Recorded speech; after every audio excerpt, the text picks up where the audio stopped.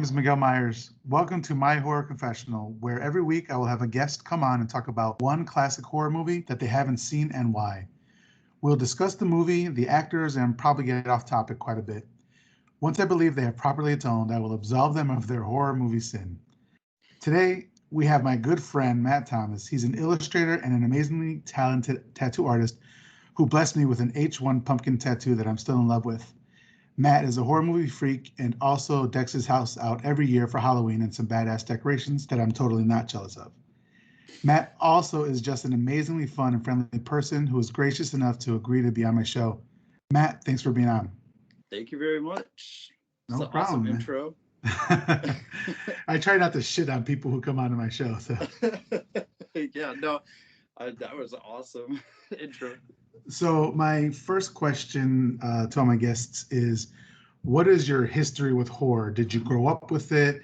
Obviously, I know you love horror just because of the conversations we've had. But Yep. when did it start for you? And was it always movies? Did it go into books, soundtracks, that sort of thing?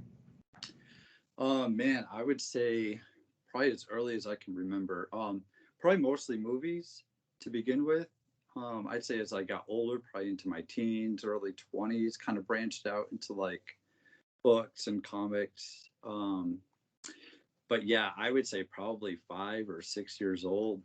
Yeah, Okay. just catching horror movies on TV. And were you an only child, or did you have older brothers or sisters, or even parents that kind of shepherd you into the way of the darkness, or I was it something you had to do on your own?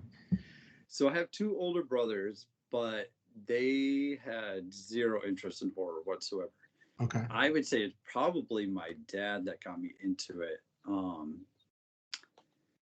Probably the first horror movie I ever saw was Psycho, and I remember it vividly because we were big on watching movies. It was like a thing we would do as a family every weekend. And I remember one Saturday, Psycho 2 was going to be on TV, and my dad thought it would be cool to rent the first one so we would all watch it first and then catch the second one on TV. Yeah. Yeah, that was probably like my first intro. I was hooked after that, terrified. But it was like I was done. Like I was totally addicted. And you've been screaming in your sleep at night ever since. Oh, totally. I remember after that night, after watching the first one, I was terrified.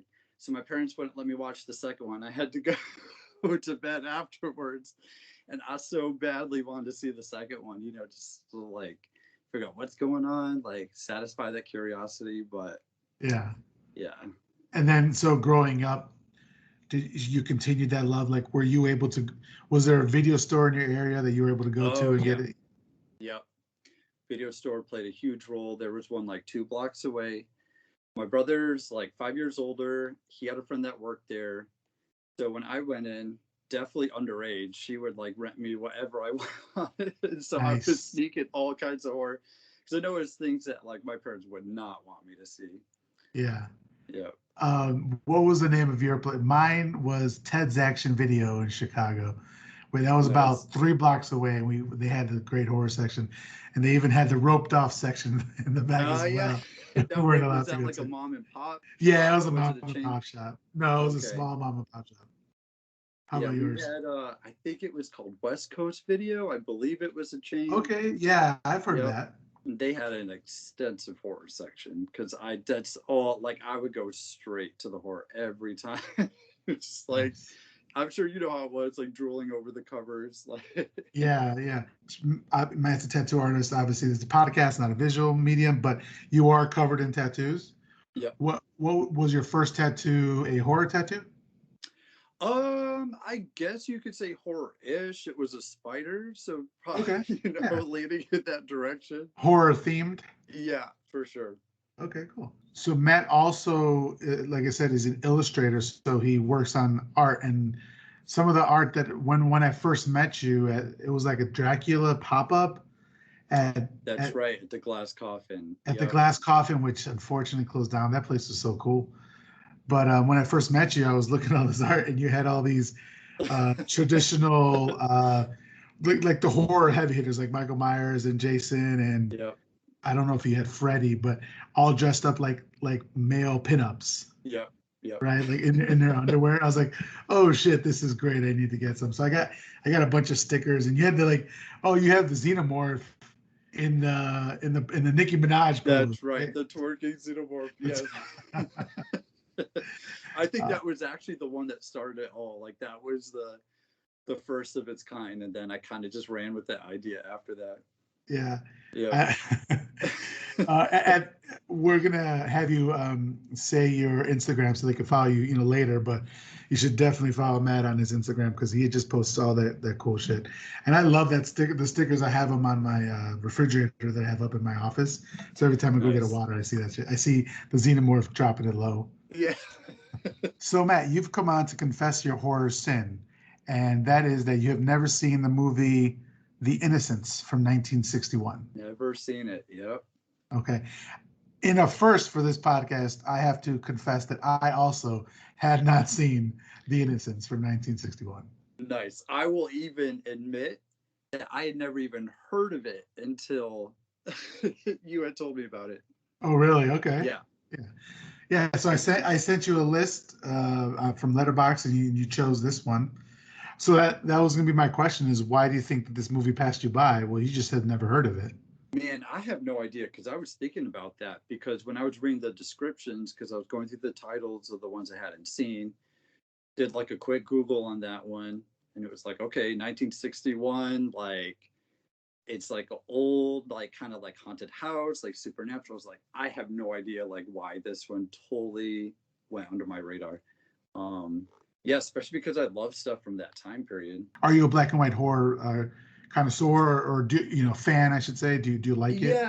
Yeah, definitely. I wouldn't say I'm a connoisseur of black and white horror, but I definitely get into it. And in fact, that was like one of the things. Like my parents weren't too keen on me like being as into horror as I was, but the rule was when I was a kid, like if it was black and white, it was okay. Like I could pretty much pretty much watch anything I wanted as long as it was black and white. Which is, I understand why normies would think that, Right. but there's some really deep depraved shit that's in black and white. You know, Agreed. And I don't yeah. think they realized that. And that's how we got here today. Yeah.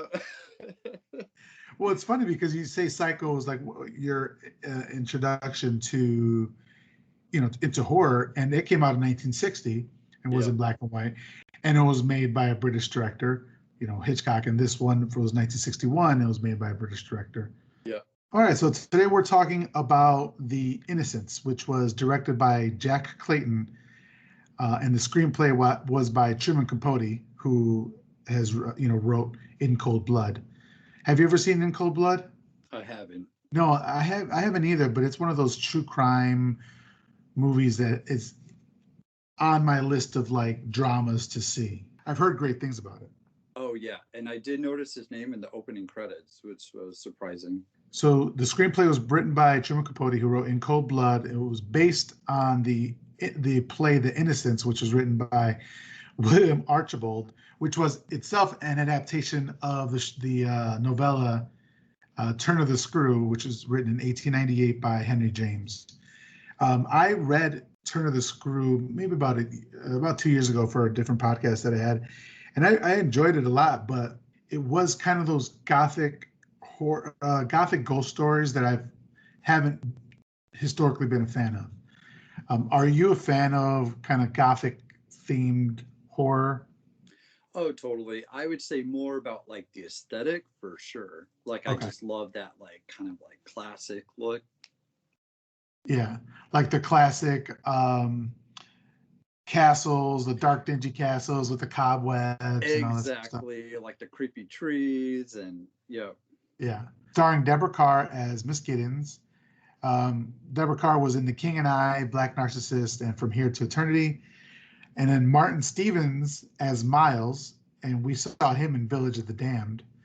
And then Pamela Franklin as Flora, and this was her, Flora, and this is her first movie. Village of the Damned was before this movie for Martin Stevens. And I got to say, right off the bat, I typically hate child actors and movies that prominently display or prominently involve child actors, just because they're not good actors. I don't know. Especially like I think we had a conversation about Child's Play Yeah. and how the original Child's Play and how that kid ruined that movie for me because I can't see it because he's so annoying. But I thought the kids were really good in this movie. The kids were excellent. And was it Miles, the main character? He was especially good and kind Yeah, of creepy too, very. which normally I do not find children creepy. But these kids took the cake. Like, he was creepy as hell. Yeah, that's funny because I always find children creepy, and I found them especially Yeah. creepy in this movie. But it worked for them. So um, the director Jack Clayton, he couldn't figure out how to adapt the novel A Turn of the Screw, and so instead he adapted the play The Innocents. But the play was owned by 20th Century Fox, so he had to. There was a long road he had to get to be able to make this movie. And I think that I was reading, or I had the Criterion Collection. I was watching some of the special features, and somebody was saying that the director was actually orphaned as a child, and so and he read this book as a child. He read Turn of the Screw as a child, and so it always stuck with him. So when he became a director, he wanted to take this movie on. Yeah, and then this particular movie has, you can see it a couple different ways, and we'll talk about it when we get there. But you don't know if you're looking at it from the viewpoint of the headmistress, Miss Giddens, or if you're looking at it from the viewpoint of the children. Either way, it's both horrifying. Oh, yeah. Capote wrote the majority of the screenplay that made it onto the screen, and then he was the reason why there was that Southern Gothic aesthetic that all came from Capote. So let's go ahead and just get started. The movie starts off really weird. It starts off, we hear a child singing a song, and the song, I had to look it up. The song was titled "Oh Willow Wally," and I'm not going to sing it, but I'll tell you the lyrics. It goes, "We lay, my love and I, beneath the weeping willow, but now alone I lie and weep beside the tree, singing, oh willow Wally, by the tree that weeps with me, singing, oh willow Wally, till my lover returns to me. We lay, my love and I, beneath the weeping willow, but now alone I lie, oh willow I die, oh willow I die." Why is a child singing that song? No idea. Good Very, question. very creepy. And I'm already prepared for this damn movie here. And it's very weird to see that the 20th Century Fox logo comes up without the iconic music. So it just goes into it. So that was kind of cool. So it's a slow fade from black to reveal Deborah Kerr, and we hear her crying, and she's praying for some kids. We don't know who these kids are just yet. And then she's saying, all I want to do is save the children, not destroy them. More than anything, I love children. More than anything, they need affection, love, someone who they can belong and who will belong to them. So her relationship with the children was very weird and off-putting and problematic towards the end of the movie here. All right. Would you say that? Oh, yeah. There's definitely a lot to unpack there. And yeah, I feel like a lot of those scenes could not be filmed today. Thematically, too, I'm not even sure because, I mean, it was pretty creepy. But yeah, I mean, we'll just state the obvious, right? Like the kissing, like how she kisses the boy on the lips, not once, but twice. Yeah. To be fair, the first time Miles kisses her, however, she doesn't break it off immediately as she should, and then so it goes on too long. And then the second time at the end, she does kiss him, and that is very weird. It's problematic behavior. I don't know if I would go so far as to say that it's pedophile behavior, but there's that undertone. And I understood the reasons why they were doing it. With the the implication that like he's probably not himself, being possessed by this like adult spirit, supposedly. But yeah, extremely unsettling. Yeah. So We'll get there. So we'll talk about everything that's going on. If you haven't seen the movie and you're listening to this, you're probably really fucking confused. So we flashed back to Miss Giddens being interviewed for a job, for a governor's job, and the uncle's played by Michael Redgrave. And this guy's a douchebag, right? He's saying his lifestyle is not set for, two recently orphaned infants, Miles and Flora. That he's way too busy to be involved in their lives at all, right? And she just wants he just wants the whoever takes this job to take these kids off his damn hands and don't bother him, don't contact him. Yeah, I don't care what happens. Like, just don't call me. Don't let me know anything. Like, I'm surprised. Selfish. I'm surprised he didn't set up like scenarios in which he's like, okay, so Miles is sick. What are you gonna do? I'm gonna contact you. No, do not contact me. Take care of this shit yourself. Under no circumstance. What did I just say? What did I just say? And so anybody who takes a job must accept full responsibility, never trouble me, take the whole thing over, and never bother me. He says that Flora was fond of the previous governess, Miss Jessel, who died. And we'll get to what happened later. And then Mrs. Gross has been taking care of the girl, and the boy was sent away to the boarding school. So essentially what I'm thinking is, she accepts the job. She says this is her first kind of, she's supposed to be 20, but to be I did not realize that. Yeah, your face is saying exactly. I mean, Deborah Kerr is an absolutely amazing, like stunning, beautiful woman, but she is nowhere near 20. Not even close. If you're reading the story, or if you're understanding women in that time frame, women around her age, like her actual age for Miss Giddens, you would know that either she's probably like a spinster at that age. But they're making her seem like she's young. So that was a little, not off-putting, but it made me think a little bit. That just goes to show you what a great actress Deborah Kerr is, that they wanted her for the role, even if she was too old for it.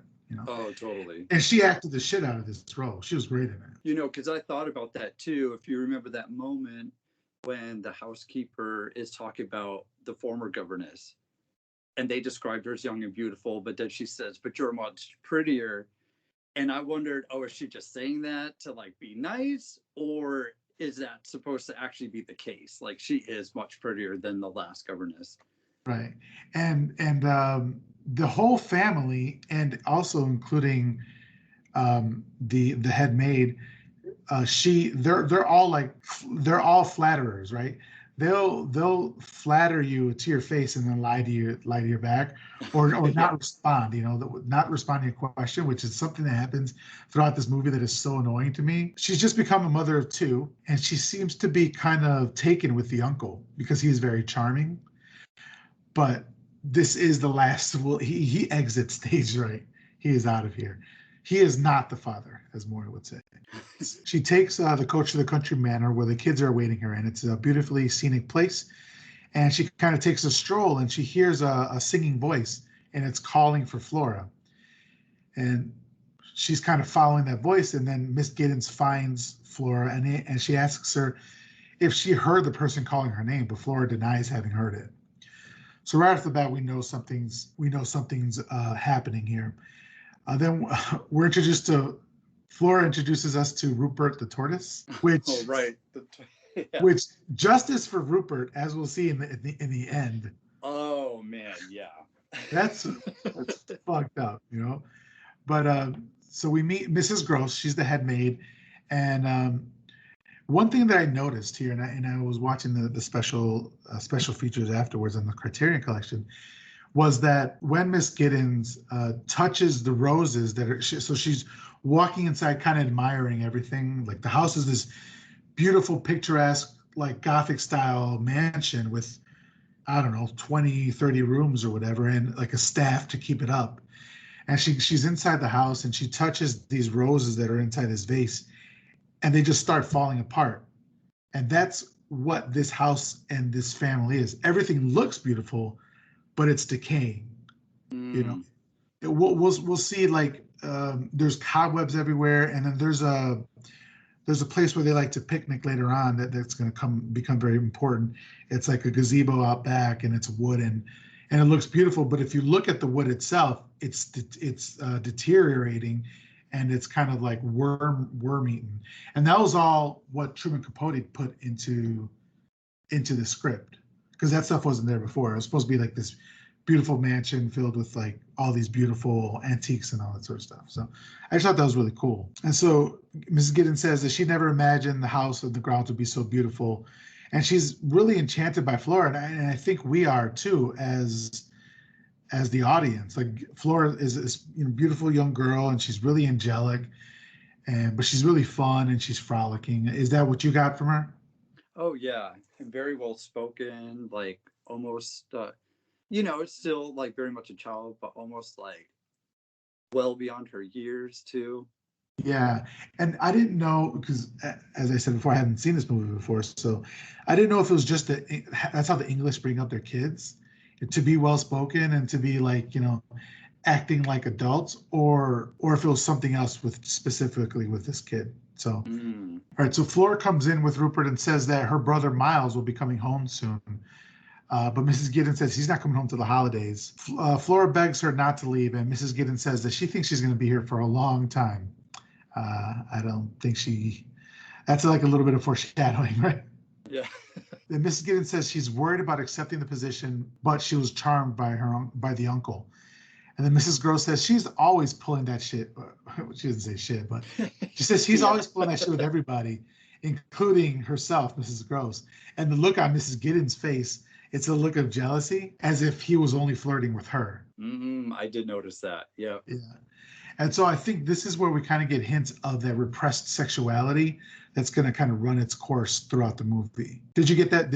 I know we were talking earlier. Did you get that kind of sense of repressed sexuality? I did. Definitely like a sense of repression, and also like this vulnerability, like she was just like, I don't want to say manipulated, but maybe like easily influenced, but also like very much aware of that. Like she might have that tendency to kind of be like swept off her feet.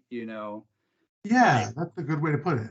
like that the uncle's charms were no match for her whatsoever, like she was basically powerless, like he strong-armed her into it, or basically like talked her into it. Like she's saying like, I didn't really have a say in it, like he was just so charming, and next thing I knew, like I took the position. Yeah. You know what's funny? While you're saying that, I just had a thought that her relationship with the uncle kind of parallels, and we'll talk about it later, the relationship between Quint and Miss Jessel. Because as Mrs. Gross said later, she doesn't understand why Miss Jessel liked Peter Quint. He was kind of like a brute. But yeah. She's like, whatever he would do, whatever he would say, he was just able to talk her into doing things. And I think I hadn't even thought about it, but she has a similar relationship with the uncle. Oh, definitely. And Miles too, right? Like they even say, like, I think the housekeeper even says like how persuasive the child is too. Yeah. Almost like all these women were like no match for like the charms of like all the males in the story. Yeah, it's definitely really chauvinistic, where the woman's like being overtaken by her emotions. Exactly.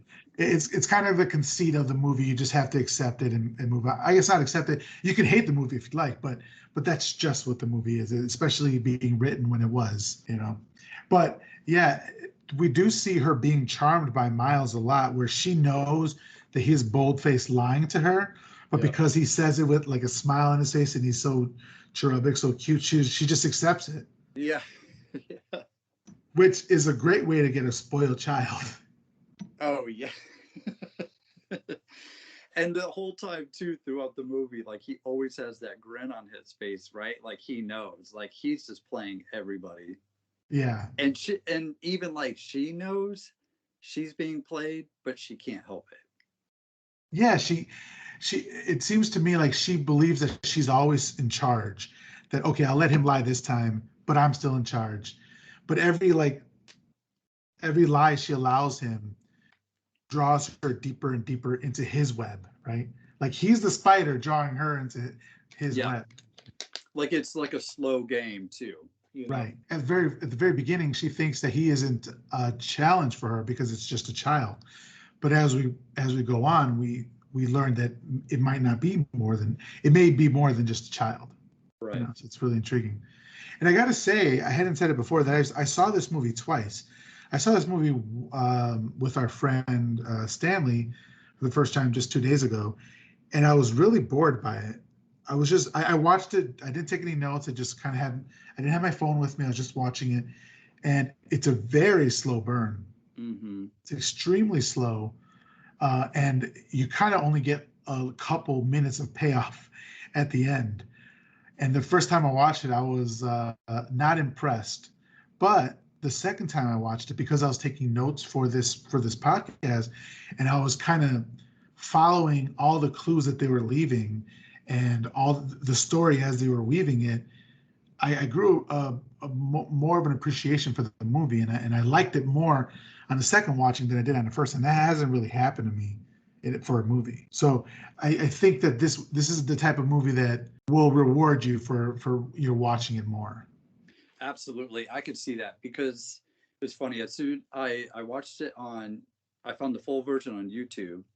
And after I watched it, I immediately jumped online, added it to my watch list. Like, I need to own a hard copy of this. Like, this definitely warrants like a second, possibly a third viewing. Right. One, because I love that atmosphere. Like, I could just, if I'm ever in the mood for something like that, that movie will totally hit the spot. But also, like you said, after the reveal at the end, you kind of want to go back and say, like, wow, there's so much ambiguity and they're dropping all these hints, and you're wondering like which direction they're kind of like pushing you in. Right. Yeah, I would definitely love to revisit it, kind of knowing how it ends, still being ambiguous, but yeah, seeing how to get to that point. And there's something that happens at the end that you don't know if it's like a circular movie with its storytelling, and I'll tell you what I mean when we get there. But I just thought it was, I really liked how that ended.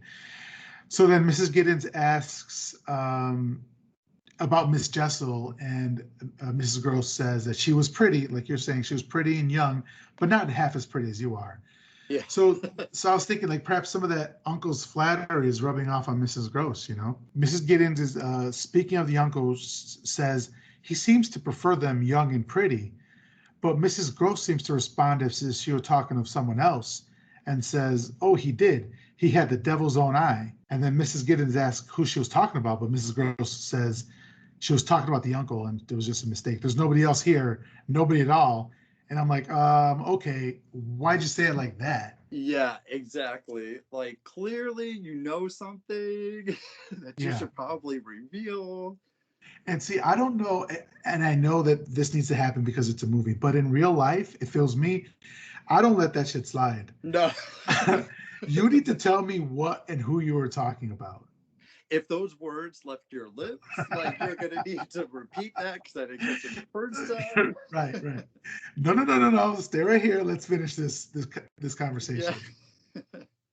So the next scene, they're giving Flora a bath, and again she says that Miles will be coming home soon, and they're all like, "Okay, little child, you don't know what you're talking about." So Flora walks Miss Giddens to their room. They're going to be sharing a room. And it was really, really weird because Flora was like, oh, yeah, Mrs. Gross was going to give you a big room, you know, with like a big bed and all this room for you. But I told her she doesn't need all that. She can come stay with me. Yeah. I'd be like, yo, what the hell? I want the big ass bedroom. Let the child pick your room for you. Yeah. And again, so this is kind of like the inkling of, you don't know if it was just a child being a child and wanting a playmate or if it's something else sinister. Does Flora want to keep Miss Giddens close to her so that she can always have, always know where she is and stuff? Exactly. So once again, like just the little sprinklings that they have throughout this movie, the more you think about it, it just makes it that much better. So they walk into the room, and right away, Flora starts doing her nightly prayers, and Miss Giddens is just looking at her like a bit shocked, like, wow, how perfect is this child? So she's finishing the Lord's Prayer, and she says, if I should die before I wake, I pray the Lord my soul to take. And then Flora asks Miss Giddens where the Lord would take her soul to if she died. And Miss Giddens responds, to heaven, she says, because you're a good girl. But then she says, I might not be. And if that were the case, wouldn't the Lord leave me here to walk around? Isn't that what happens to some people? Absolutely not. Absolutely not. And Ms. Giddens seems a bit startled by this. So I guess she seems to be implying that she knows at least of the that ghosts exist here, right? Because later on in the movie, Miss Giddens asks her point blank, does she see a ghost? And she says no. So I don't know. What did you take this question for? Yeah, I mean, again, I feel like they just played up that ambiguity really well because it was like, okay, like, does this little girl know something we don't? Like, are there ghosts roaming around the manor? Like, what's really going on? Is Yeah. she just being young and inquisitive? Again, though, it does seem like they do a really good job of making you think these kids know more than they probably should, right? Especially as children. Like, they just seem like they have this extra perception that the adults aren't aware of. Right. Or that the adults wouldn't think to look for in kids. Exactly. Yeah. So then we hear some sort of animal screeching, and Flora says, we must pretend we don't hear it so we don't start imagining things. And then sometimes one can't, then Miss Giddens says, sometimes one can't help imagining things. So, right. So in the span of, 30 seconds, we encompass what the whole story is. It can either be the way that the kids see it or the way that Miss Giddens sees it. So is it that, I guess the conceit is, this is a ghost story, and is it that the children are just children and Miss Giddens is imagining things, or is it that the children are possessed by ghosts and Mrs. Giddens is seeing the truth? Even as I'm just discussing this with you, like I'm getting some more stuff out of the story. So they share the same room. Flora wakes up Miss Giddens, who's whimpering in her sleep, and then Flora starts humming that really creepy song, "O Willa Wally." The picture here, I don't know if you noticed it, it's really blurry. And while I was watching the special features, I think it was the cinematographer or the director of photography was saying that what the director wanted to do whenever a ghost shows up or Mrs. Giddens is going to see a ghost, first we'll see like a close up of Miss Giddens' eyes, then we'll see the ghost, and then it'll flash back to Miss Giddens' eyes. So we always, as spectators, as viewers, think, okay, did she see it or is it a figment of her imagination? So they're like fucking with our minds while they're making this movie as well. Oh, definitely. And then also, whenever a ghost appears on the screen, the picture is always blurry. Yeah. So I saw it on this I know you saw it on YouTube. Was it a good transfer? Yeah, the quality was actually really good. Okay, so it was probably a rip from the Criterion Collection one, because that's the one I saw, and it was a 4K transfer, and it looked crisp and clean. It looked beautiful. So you'd have this really clean shot, and then when the ghosts appear, it's really fuzzy, like really grainy, and then it switches back to this really clear shot. So if you're not cognizant of it, you're just aware that something was different when you saw the ghost. It was kind of a cool trick. Yeah. Okay, so the next morning, we're outside and Flora's singing that damn song again. It's like, I know we're in the 1800s or whatever, but there's got to be more than one song that you can sing. It's just really annoying. And then Mrs. Gross brings Ms. Giddens her mail, and Flora asks to help her with them. So again, to me, we could see this two ways. One, it's a child, and she's just interested in what kind of mail you're getting. Two, she wants to keep track of all the outside mail you're getting from the world, right? So, like, for example, if later on you get a message. Oh, no, actually here, she gets a letter from Miles' school. So Flora wants to be right there when she finds out that information, So it's just manipulative stuff. Miss Giddens reads the letter, and she finds out that Miles has been expelled from the school. And for some reason, Flora is smiling from ear to ear, which is just really creepy. Miss Giddens asks her, didn't you say Miles is coming home soon? And Flora ignores the question, something that people continuously do to Miss Giddens throughout the movie, especially the kids, is she'll ask them a question and they'll either ignore it outright or answer a different question. Yeah. which again would not fly with me. No, not at all.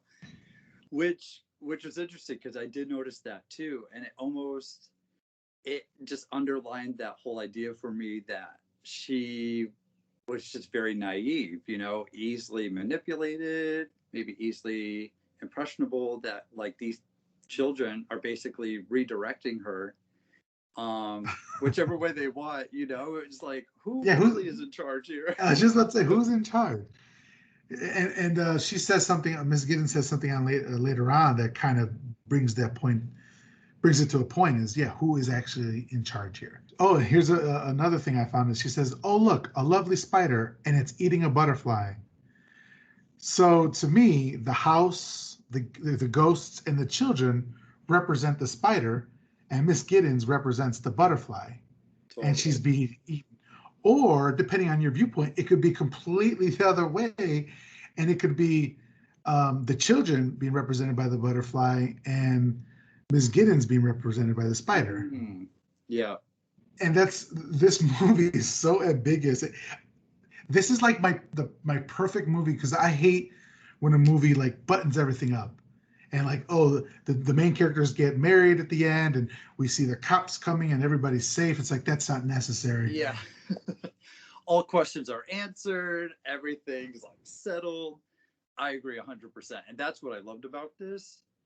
And it's interesting you brought up that about like the spider and the butterfly, because I saw it at the time, like clearly, like she's the butterfly. And then it wasn't until towards the end that I was like, oh, wait a minute. Yeah. Like, could things be the other way around? Right. So she's reading the letter, and it basically says Miles has been dismissed from school. It is impossible to keep him, and he is an injury to the others, which I'm guessing is some sort of like 18th century clapback at Miles, because it's like, because they take this like an injury. How fucking dare you? Yeah, like it was huge. Yeah, I was wondering about that too. Like, what does that mean exactly? Like physical injury, or he's like a bad influence on the other students? Yeah, and Miles actually towards the end. That's what I'm saying. I keep saying towards the end because this is a slow burn movie, and a lot of the shit happens in the last 5 to 10 minutes. Yeah. But in the end, Miles does finally confess what happened at school, which in the moment is kind of great. So I want to save it till then. But Mrs. Gross says that she's never known Miles to be a bad kid. So I feel like Mrs. Gross is an enabler here for the children because she goes with Mrs. Giddens up to a point. She's like, yes, I see what you're saying. Yes, the children are acting weird or something like that. But she always allows them to, like, she always backs off right at the point where they're about to get to the truth. And that's enabling. Yeah. But she can't help it, right? She sees these cute kids and she doesn't think, she thinks they're angelic and they can't do anything wrong. So the next scene, we're at the train station. We meet Miles, and once again, ever the charmer. He has flowers. Yeah.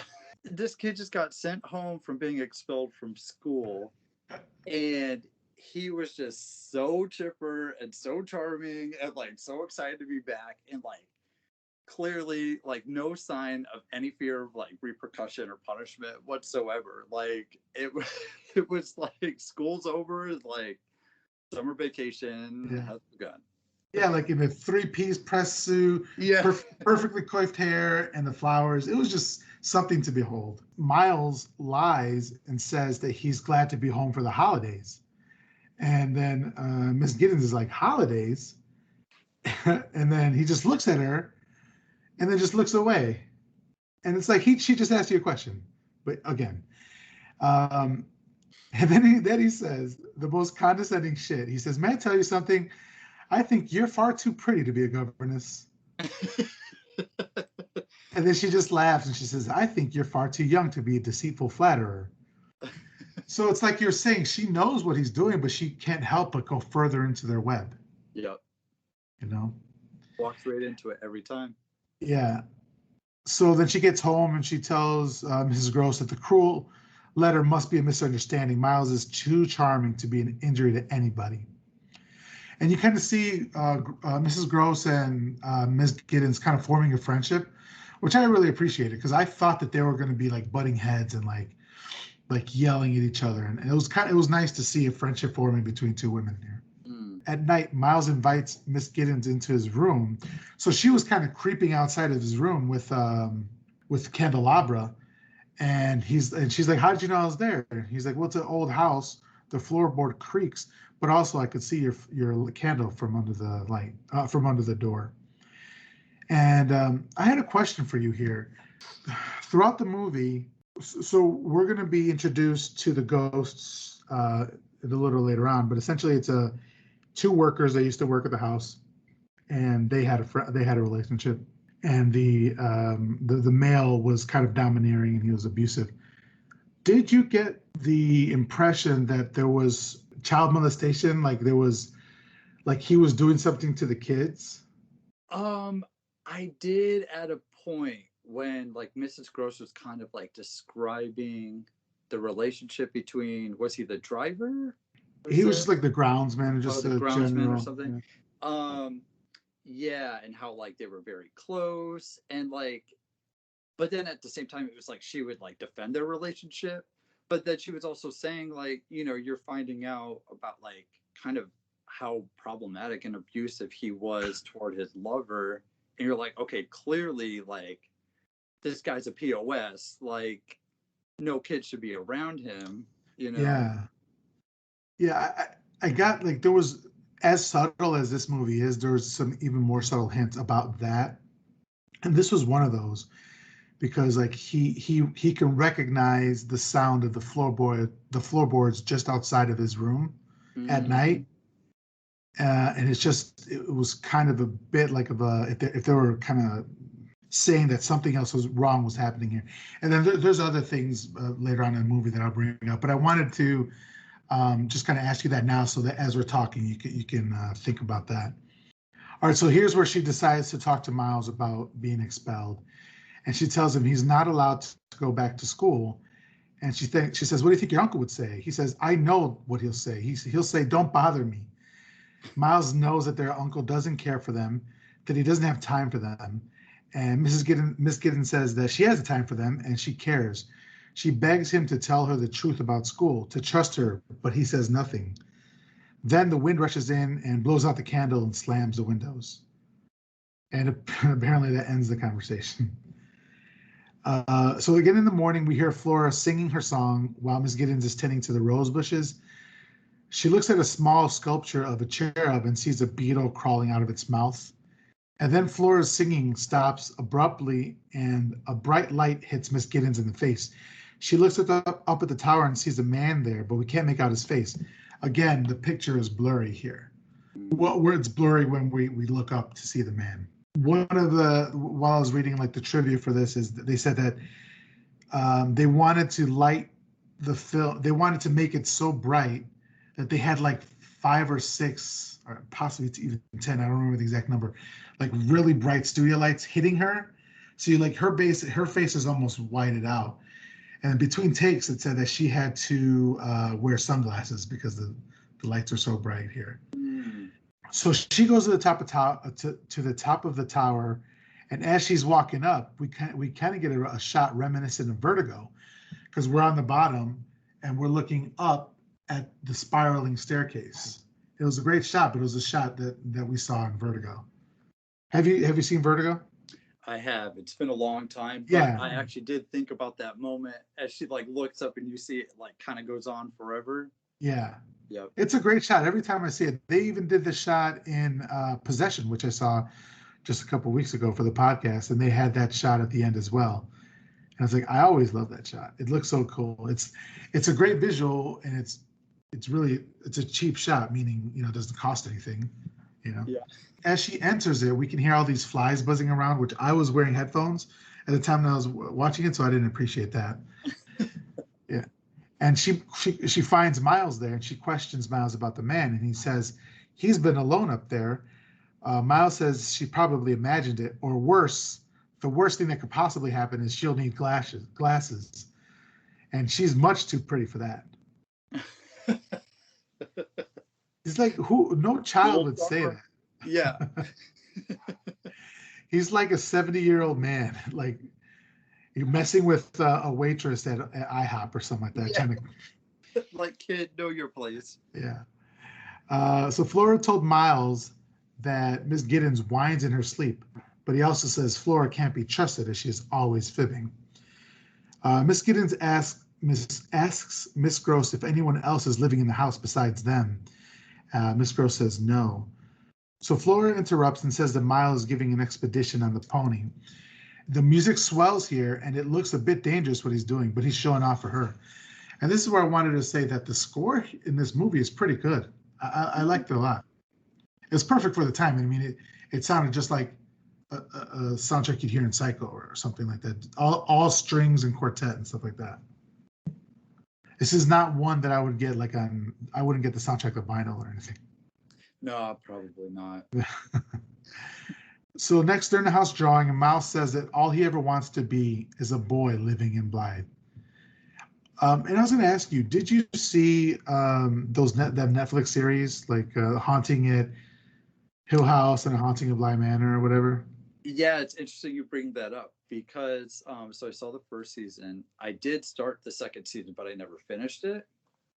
I had no idea that they were both based off the same story until like the opening scene of The Innocents, and I'm like, wait a minute, this seems oddly familiar.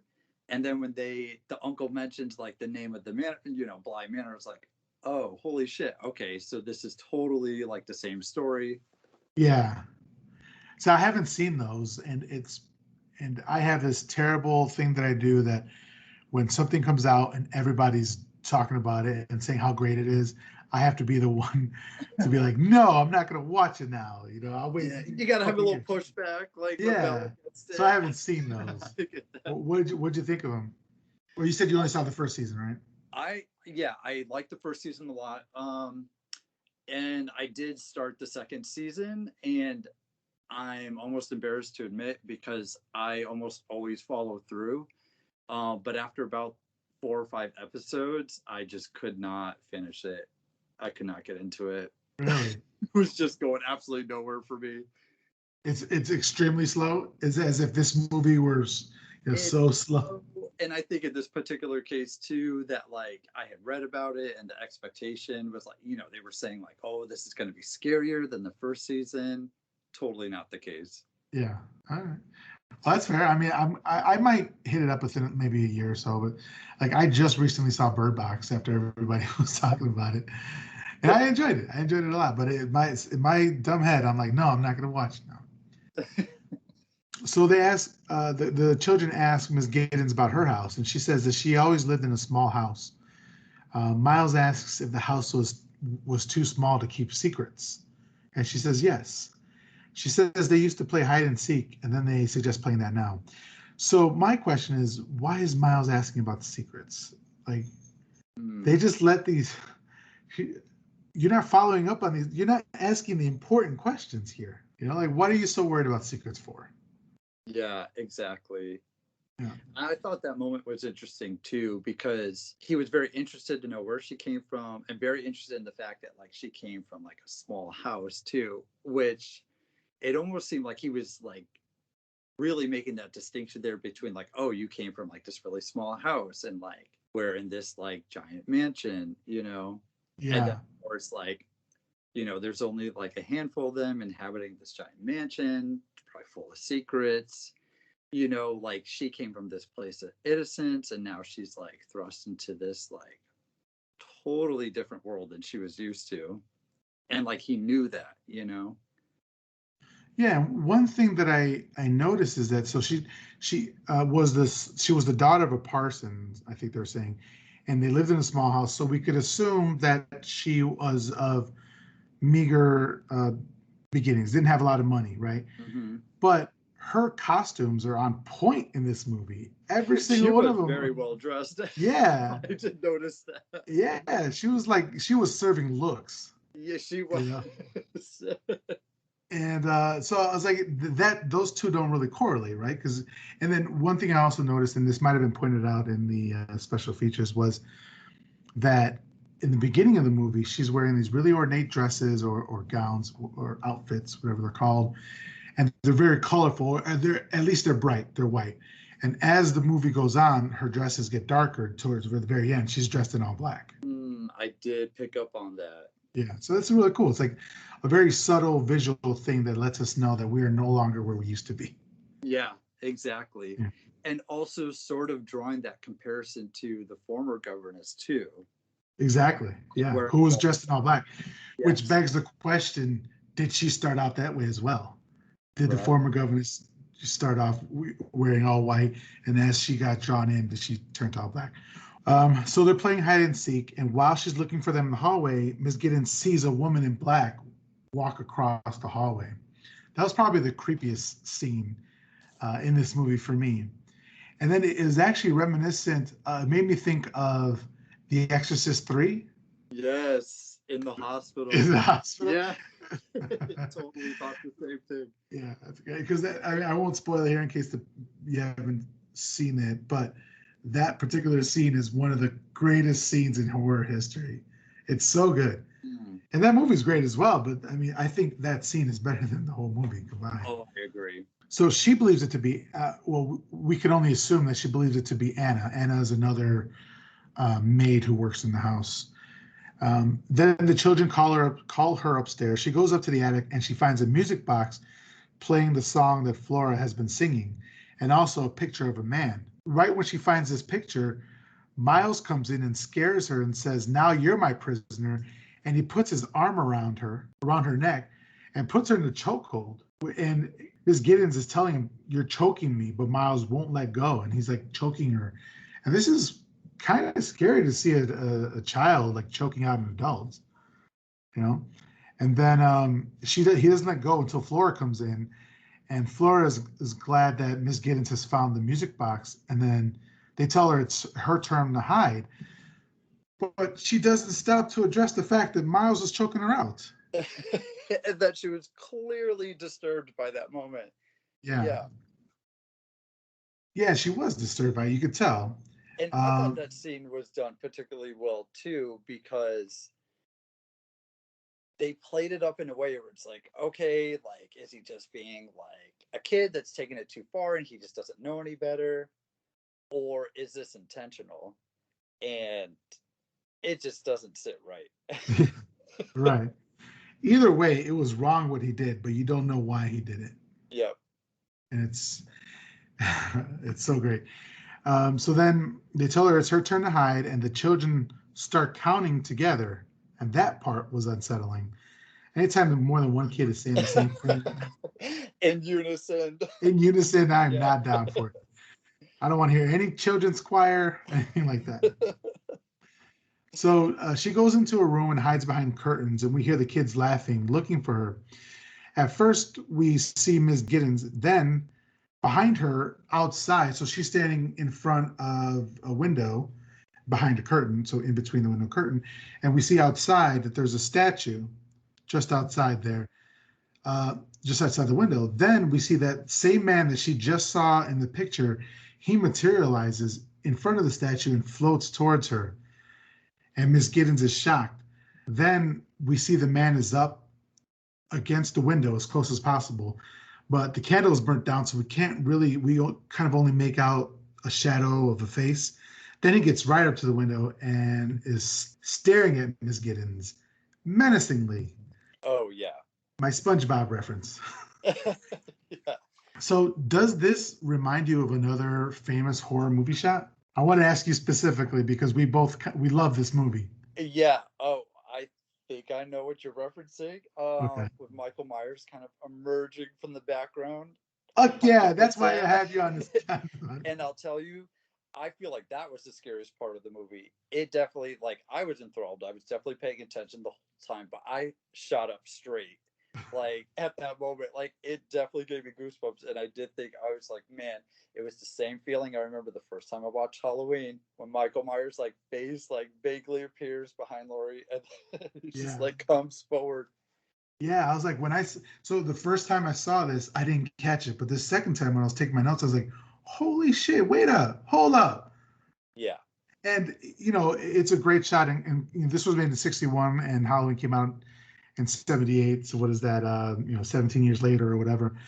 Um, Carpenter was in film school, so this. I'm sure maybe he saw it, or maybe it's just two great minds thinking alike. But whatever the case is, the shot is gorgeous. I love it. So effective. Yeah.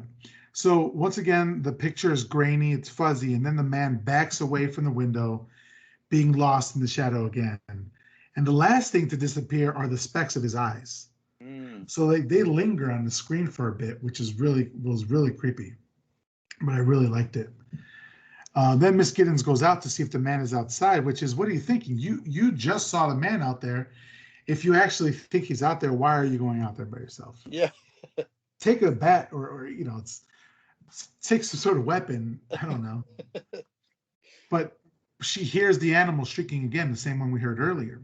So I don't know. I never got what the connection was there with the animal shrieking every time we saw a ghost, or if we see a ghost outside. I wasn't sure what that was.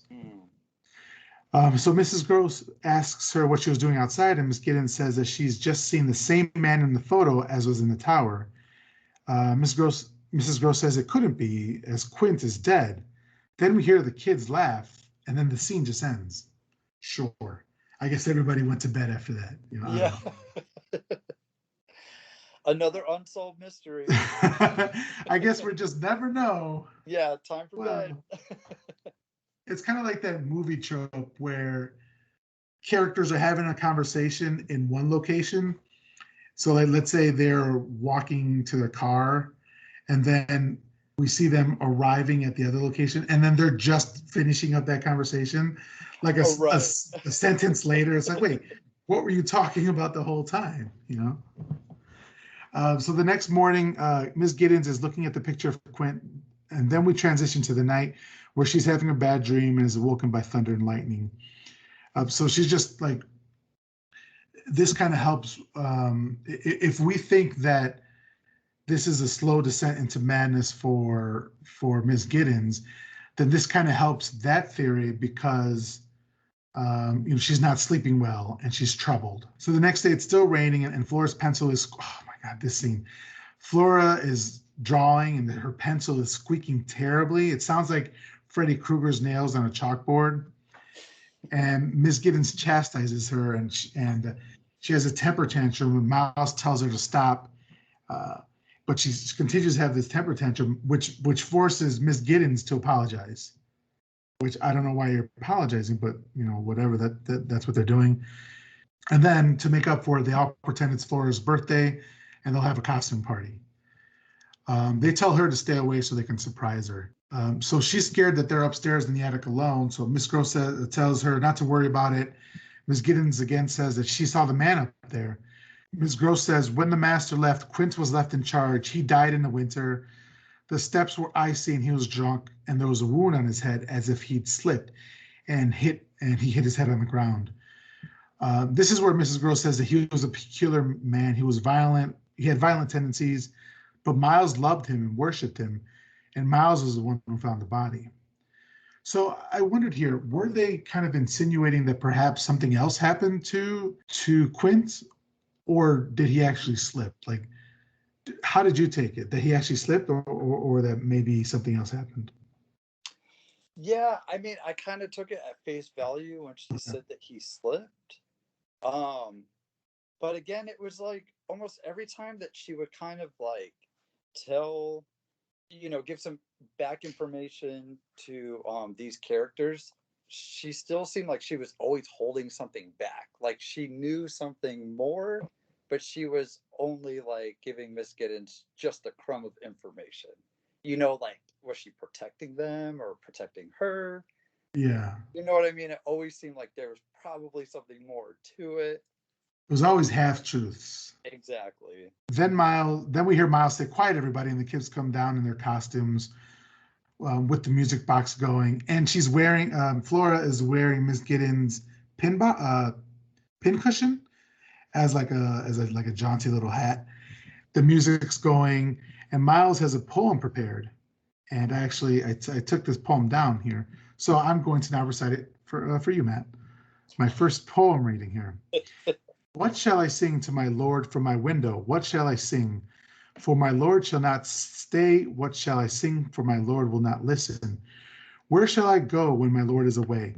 Whom shall I love when the moon is arisen? Gone is my Lord, and the grave is his prison. What shall I say when my Lord comes a calling? What shall I say when he knocks on my door? What shall I say when his feet enter softly, leaving the marks of his grave on my floor? Enter, my Lord, come from your prison, come from your grave, for the moon is arisen. And then he whispers here, welcome, my Lord. And then he looks back hauntingly at Miss Giddens. This scene is amazing. The child actor who did this is just so fucking good. Yeah, he delivered. Yeah, he knew the assignment. Oh yeah, and and again, it's like every time he does these things, it's like they're playing dress up. He's going to recite this poem, but you're like, whoa, like this was like deep for Right. like this child, and the way he looks at Miss Giddens, you're like, okay, like this kid is up to something. Right. And this is another like crumb about when I was talking about the child molestation. He's saying, so we just found out that Miles adored Quint in the scene previous to this. Then in this scene, he's talking about my Lord. And he says, what shall I say when he knocks on my door? What shall I say when his feet enter softly, leaving the marks of his grave on my floor?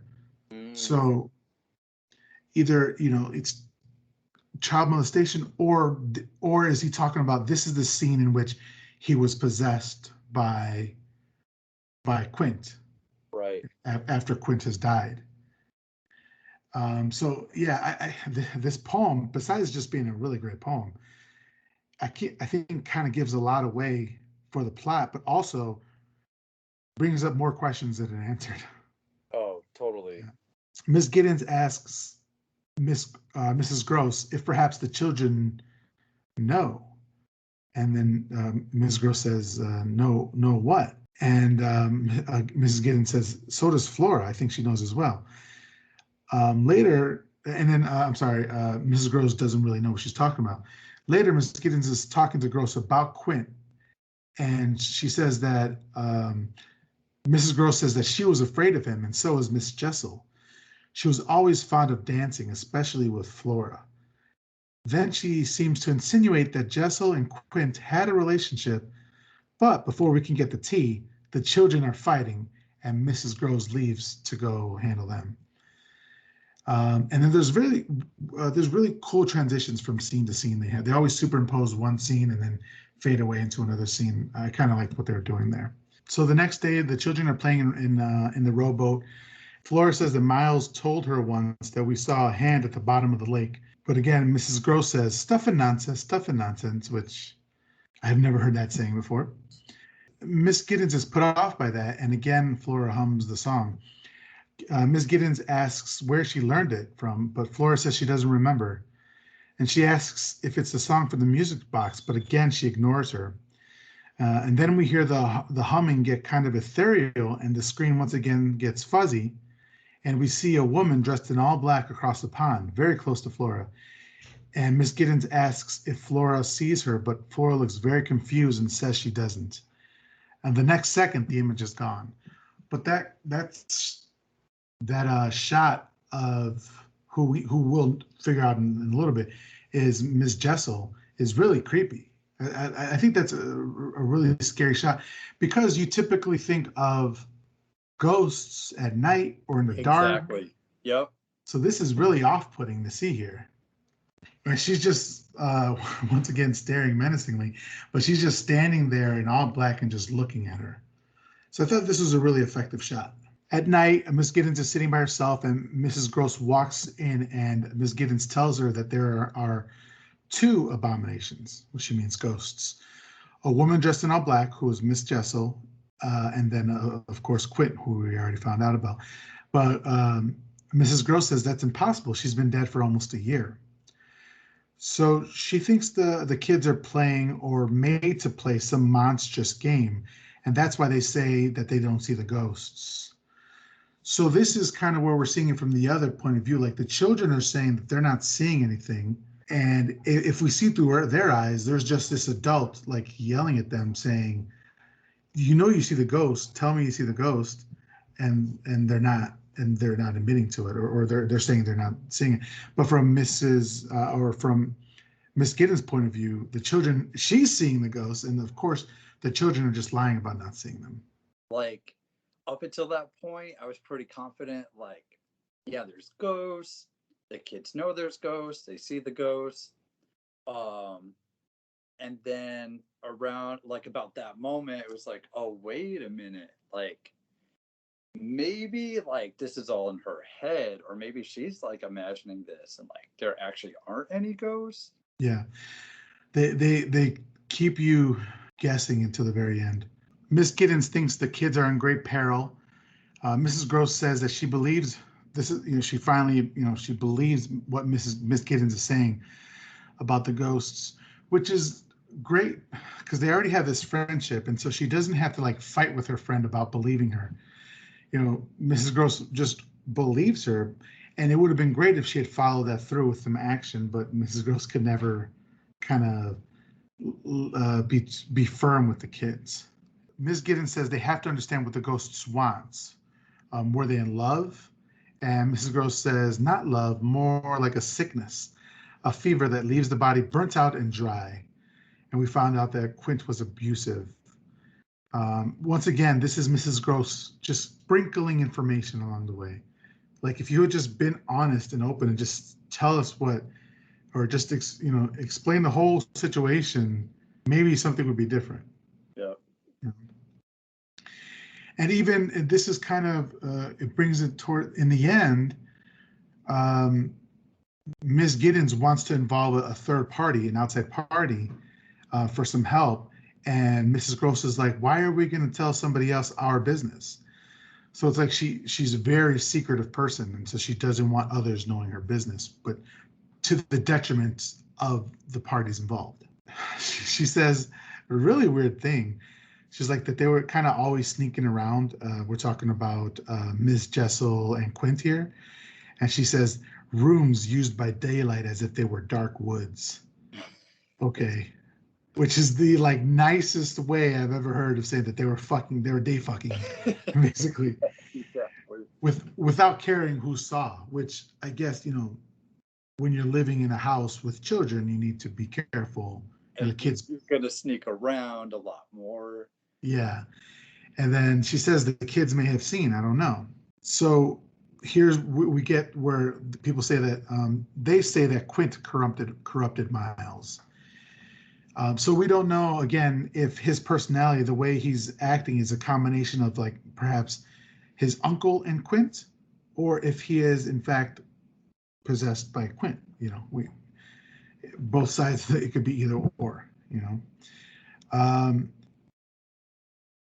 And this is where Mrs. Gross wondered if the two adults weren't just using the children. So this is again like a little sprinkling of like, okay, was there child molestation happening here if they're using them, especially like in their sex games or something like that? It's really, you have a sense that something was terribly wrong in this house, especially without. If Quint was the one in charge, what he said went, So when Mrs. Gross says that when Quint died, Miss Jessel was grieving, and she didn't eat, she didn't sleep, and she was crying all the time. And then she says she died of a broken heart, which nobody dies of a broken heart. Again, she's obfuscating information. She's obfuscated what happened. Yeah. And then for some reason, this feels like a play because it was, of course, adapted from a play. Very small cast, but for some reason, we see Anna here. Anna is another maid. We've never seen her before. She walks in and says, the children are waiting for you.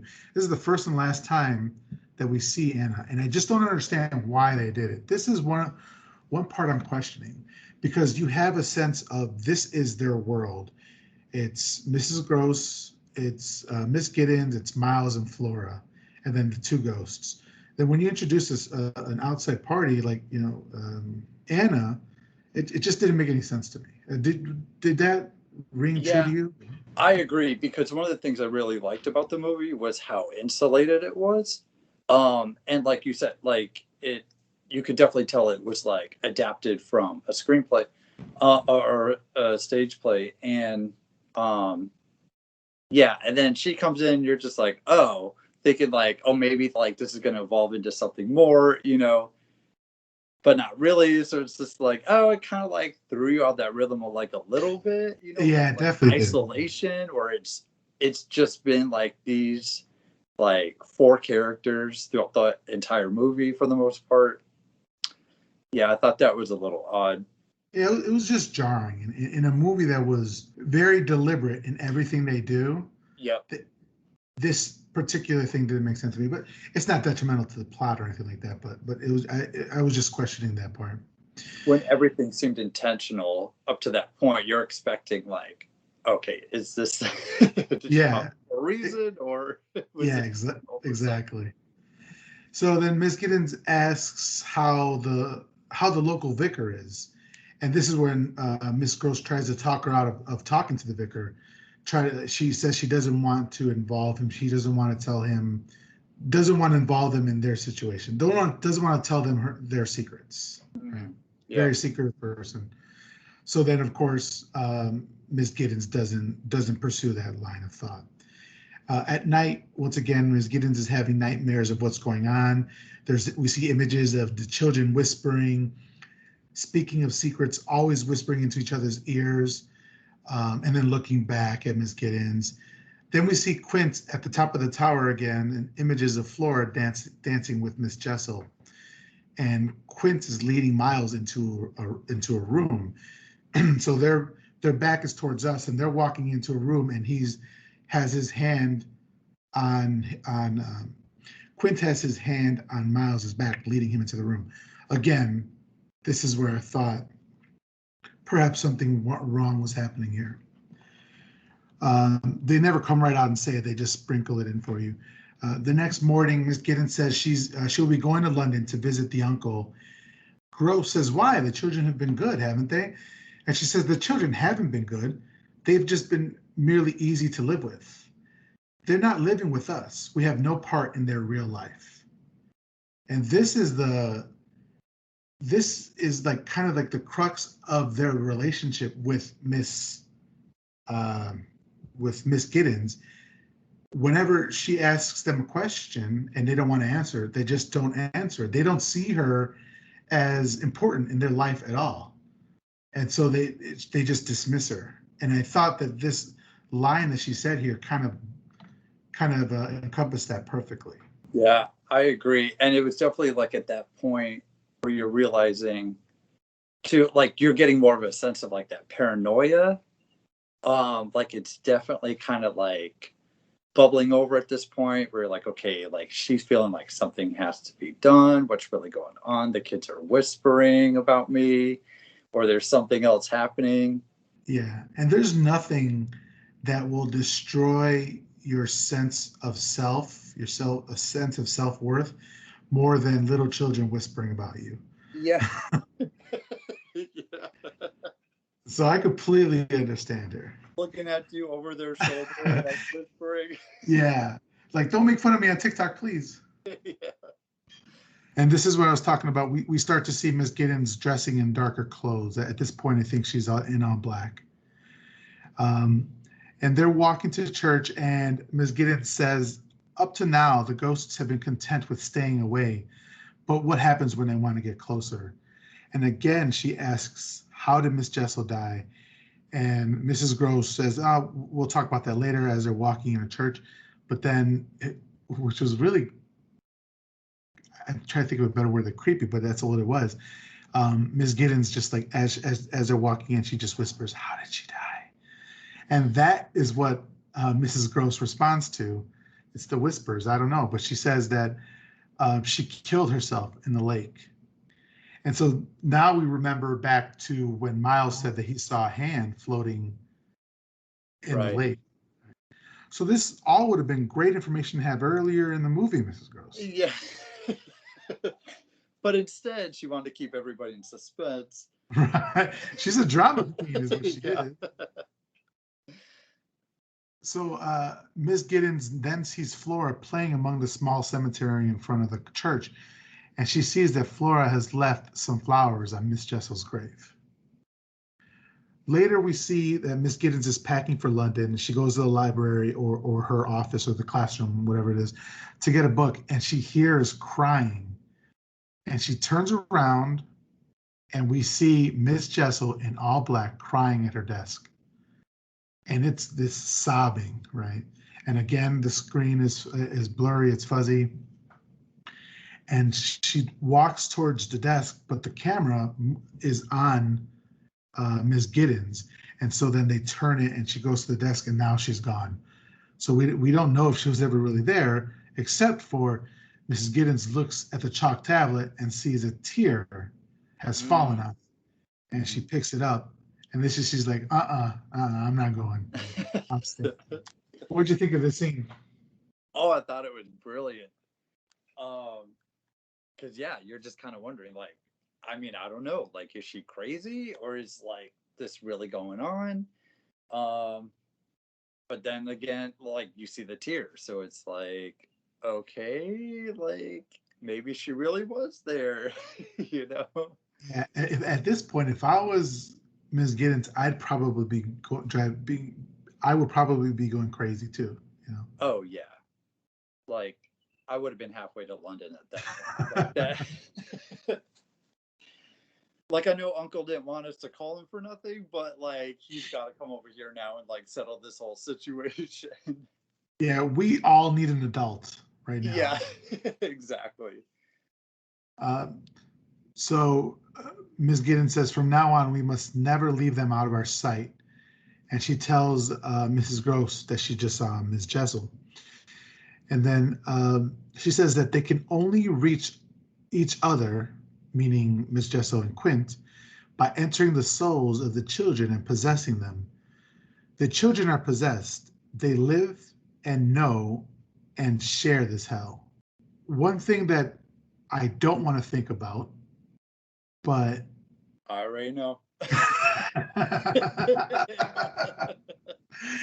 okay, everybody's thinking it, right? They were lovers in life. Yep. Now they are trapped. If we are to believe that the children are possessed, now that these lovers are trapped in a brother and a sister, I pray to God, it's Yeah. nothing has gone past that, right? No, I know it. You know, and I wondered, like what my perception would have been of that had I not seen as much as I saw of the Netflix series because it was pretty explicit there. Like there was really no question about it. So as I'm watching this, I have that in the back of my mind, like, okay, this is what's going on. If in fact there really are ghosts and this is not in Miss Giddens' mind, then they are in fact possessing the children in order to be together. And how creepy is that they're children and they are also siblings? It's fucked, man. It's just fucked. Yeah, very dark. Yeah. So Ms. Giddens says she won't leave them now. She'll write him instead, meaning the uncle. And she thinks if she can get them to admit what is happening, it will end the possession. So at night, Miss Giddens is reading from her Bible by the fire. The screen goes fuzzy. Then we hear a piano playing softly, and someone shushes lightly. They go, shh. Okay, I'm sorry. If I'm in the room by myself and somebody goes, shh, I'm leaving. It's a wrap. Like, that's it. Like, I don't believe in ghosts in life, but everything that's been, if I was in this situation, I would perhaps believe in ghosts. Oh, yeah. It would be like, I can't explain what just happened, but I'm going to remove myself from this situation. Exactly. I'm not saying that I do believe a ghost is in there. All I'm saying is I'm just hedging my bets. Definitely not taking any chances. Because it gets worse. Then we hear Miss Jessel's voice say softly, "The children are listening." Then we hear her giggling. man, the more I'm talking about this, the more tawdry all this is, Yeah. because it's all about, the sex that Jessel and Quint were having, and then the children seeing, and perhaps, hopefully not, but perhaps them being involved as well. It's fucking dark, Yeah. and this is 1961. Like, Totally. wow, and Well, and that's and, and it was written in the Gothic era in the 1800s. yeah. And that's that kept throwing me too because I feel like in a lot of those movies around that time, like in the 1960s, like when you go to like the original source material, they're pretty explicit, and in these films, they tend to kind of like imply things more. So I kept wondering that the whole time, just like, man, is this like as dark as I think it is, or am I just like reading into it? Yeah, or has the internet just fucked all of us, and we're just Yeah, thinking into. and we just think everyone's fucked. Like, Yeah, but also this was during the Hays Code, so yeah, during the Hays Code they couldn't be as explicit as they wanted to be, and so everything had to be implied. And sometimes when you imply things, people can infer something that you didn't mean to imply. exactly. So it's great, and it's so good. So Miss Giddens grabs a candelabra and walks into the dark creaking house, and then she hears conversations from the past that are kind of echoing. Then she walks up the stairs, and she starts hearing, "Kiss me, kiss me, kiss me," being whispered over and over, and it's a woman's voice. And she walks further, and she hears Miss Jessel laughing. Then Quint whispers, "Look at the children. Why am I looking at the children? Right. We're making out. Why am I looking at the children?" And was it like, oh, look at the children like in a creepy way, or look at the children like they're here, like stop? Yeah, yeah, yeah. It didn't sound like that to me, but No, yeah. it didn't. And then Miss Jessel laughs, and then she says, "You're hurting me." And now the laughter sounds like groans of pain, and we hear the children are watching, but she's saying it more like kind of stop because the children are watching over and over, and it sounds like a warning cry. Then we hear Quint say, "Haven't they taught you? Knock before you enter," over and over. So she goes to a window. Miss Giddens goes to a window and sees a cord from the drape banging into the window, and we hear Miss Jessel say, "Love me, love me, love me." This isn't that subtle, right? It's No, banging into the window. no, not at all. But clever, but it's clever. So she runs back to her room and finds that Flora isn't in her bed, but she's at the window looking down. And she says, "Somebody's walking in the garden." So Miss Giddens looks down and sees Miles looking up at her and kind of looking up past her towards the tower where she first saw Quint. And then Flora lays back down, smiling. Miss Giddens runs downstairs to get Miles. He says he was waiting for her. Miles then tells her what they were doing. But before I tell you we were doing, you have to put me back to bed. He's being very manipulative here in this scene. And then he says, "I wanted you to think that I was bad for a change." He was worried that Miss Giddens was thinking he might be a bore, and Flora was in on it as well. Again, it could be children being mischievous, or they were doing something else out there. So Miss Giddens wants to know the truth. He swears this is the truth. Miss Giddens breaks down and finally believes him. As she's putting him to bed, I can see your face. I'm just like, I don't believe anything this kid says. Like, Yeah, everything is a game. yeah. As she's putting him to bed, she feels something under the pillow. Do you remember what it was under the pillow? I don't. She finds a pigeon with Oh, its that's right, with the neck broke. neck snapped under his pillow. That's right. That's right. What were you thinking when you saw that? Oh, honestly, at that moment, I was like, that's it. Like, you got to get out of here. Like, this kid is demented. Like, because remember before when she goes up to the tower after she sees the man, and he's up there with the pigeons and he's like petting them. So you're like, okay, clearly, like, this kid snapped this pigeon's neck, put Uh-huh. it under his pillow. Right? Didn't he say something like, "Oh, like I'm gonna bury it like in the morning or something?" Like, almost innocently, like, oh, I just put it here, like, so I could bury it later on. And you're like, okay, but like, Yeah, but really? why though? And why under the pillow? Like, Right. And then, of course, because he's in a situation, he's kind of backed into a corner, he has to do something else. And what does he do? He leans up from his bed and asks for a kiss from Miss Giddens, then gives her a very long and very inappropriate kiss. yeah, After which, Miss Giddens isn't sure what to do. So this is what we're saying in the beginning was that, yes, he initiated the kiss, but she should have stopped it right away. yeah, And she that did. kiss lingered way too long. Yeah. And so this kind of begs the question again is if she's suffering from a psychosis from being sexually repressed. And you know, I'm not smart enough to know the answer to that. And in fact, they keep it very vague on purpose so you can read into it however you want. The next morning, Miss Giddens is writing a letter to their uncle. Miles distracts her with his piano playing, and then Flora takes the opportunity to run away. And Miss Giddens gets Mrs. Gross, and they run to the lake where she assumes she'll be. They get to the lake and they hear the music box, and then Miss Giddens sees Flora dancing by herself to the music from the music box. She had to take the rowboat to get there. Miss Giddens asks her, when did you learn to row? And she lies and says Miles taught her. And then she asks, who gave you the music box? And she lies and she says, Mrs. Gross. So she's lying so much at this point, we don't know if she's ever told the truth. She asks, where's Miss Jessel? And she points across the lake and she says, she's right there. And Flora says she can't see her. And she keeps asking her, you see her, don't you? And she's like, no, she doesn't see her. And then she starts crying. And then she says, you're cruel, you're wicked. I hate you, I hate you, I hate you. And then Mrs. Gross takes her away. And Mrs. Gross is kind of looking back at Mrs. Giddens, kind of like, I can't believe you just did that, sort of thing. So Miss Giddens still sees Miss Jessel standing across the lake.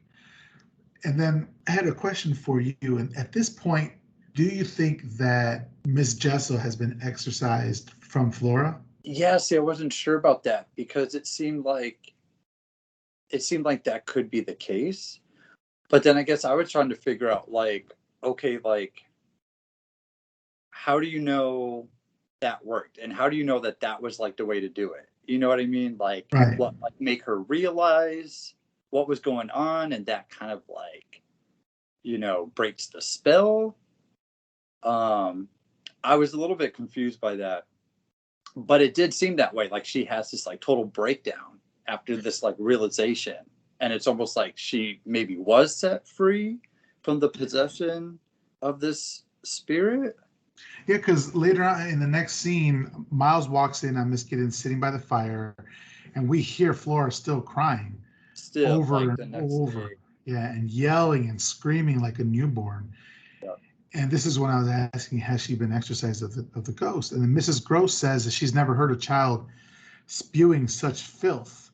So now she believes, now she like really believes something is going on. It's kind of too late now, Mrs. Gross. Yeah. But she says that she also didn't see Miss Jessel at the lake. And she blames Miss Giddens for what's going on. And she says you shouldn't have made her face that bad memory. Mm. And Miss Giddens says everyone has to leave the house, but her and Miles. She says she felt the momentum swinging her way, and Miss Giddens asks if to wake a child out of a bad dream is that a cruelty? And Mrs. Gross says that waking a child can be worse than a bad dream, and she says it's the shock of being woken up. So this is kind of like a foreshadowing. In the morning, Ms. Giddens can't find her letter to the uncle, and she just assumes that Miles stole it. This little shit, man. He's just Like, you already know. We're all thinking it, like, this kid took the letter. He definitely intercepted it. yeah. Even if he isn't possessed, he's still a little shit. Oh, yeah. Yeah, which might be even worse. Agreed. So there was actually a scene in the script of the where they had the uncle come back and kind of figure out what's going on here, but they cut it, and it was kind of the reasoning why is they said kind of like what you and I are talking about. It was a very small cast. It felt like a very enclosed world that they were living in, and to bring somebody else from outside into it was going to kind of shatter everything that the movie's been building up to at that point.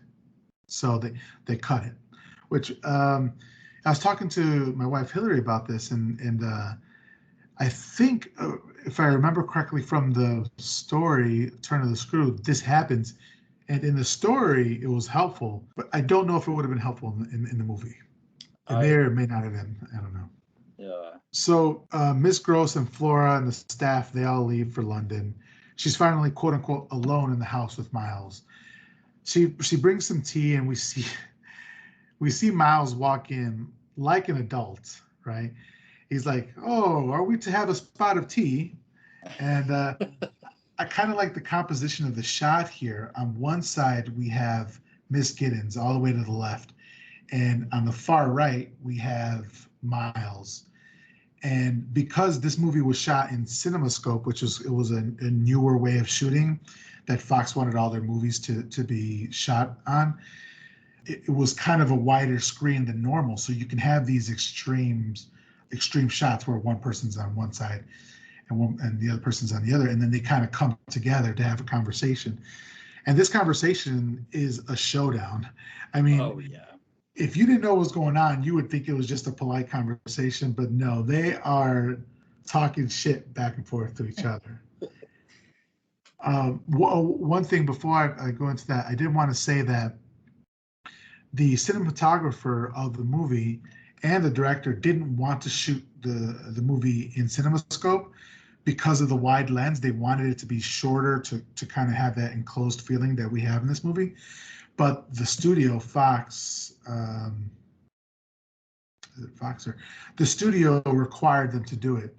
So the director of photography, what his solution was to put filters on the cameras, so that whenever you would see ghosts, or if it was at night, if it was specifically, especially supposed to be creepy, the filter was rounded. So when you were seeing it, you weren't seeing a square picture, you were seeing a round picture. And then they would also paint the edges of the camera black to kind of give you that shot as well. So it's a more focused picture than the big aspect ratio of CinemaScope was giving them.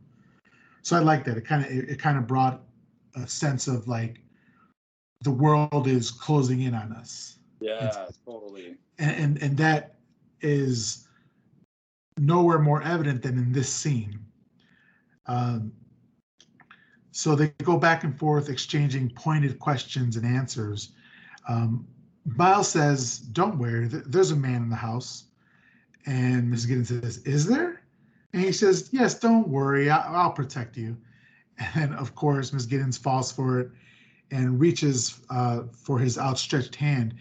And Miles almost touches her hand, but then he slaps something that looks like a jellied pig. It looked really weird. I don't know if you noticed that shot. I did. That moment really threw me. Yeah, like he just slaps it, and that was yeah, it was like a mold of a pig. It was like, but it didn't look like any good Jello. I think back in the day they used to eat like Jello that was not sweet, like not dessert Jello, and I think that's what that was. Like a savory, like gelatin. Yeah, like a savory gelatin. Yeah. It felt like it was supposed to represent something, or it was supposed to be somewhat significant, but it was a little bit odd. Yeah. Yeah, I didn't get that one scene. Maybe it was just him being a child and slapping the jelly. I don't know. Yeah. It's weird. Yeah. I never want to say that phrase ever again. All right. So Ms. Giddens says that she sent Flora away because the house didn't agree with her. And Miles asks, "Oh, suddenly it didn't agree with her?" And Ms. Giddens says, "No, I've seen it coming." And then Miles asks, "Well, if you saw it coming, why didn't I then? I love Flora, and I know what she feels before she even feels it herself." Mm. This doesn't sound like a brother talking about his sister. This sounds like Quint talking about Miss Jessel to me. Yep. So then she asks Miles if he's happy, and he doesn't answer again, and he runs out, and Miss Giddens follows him. And she said, and she's kind of pointedly asking him, "Why were you in the garden?" And then he says, "It's beyond me why you ask a fellow a question if you never believe him." And then Miss Giddens gets upset, and he says, "Don't shout, it makes you look ugly." Rude. Little boy. So then Miss Giddens says, "My father taught me to help people, even if they refuse to help."